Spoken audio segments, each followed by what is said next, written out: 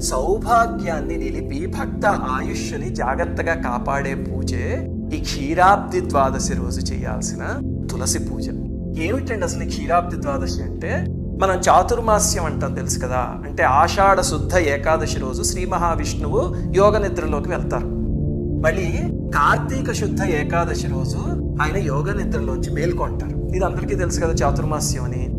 ఆ మేల్కొన్న తర్వాత రోజు అంటే కార్తీక శుద్ధ ద్వాదశి రోజు తులసి ద్వారా ఆయన అనుగ్రహాన్ని మనకు అందజేస్తారు అనమాట.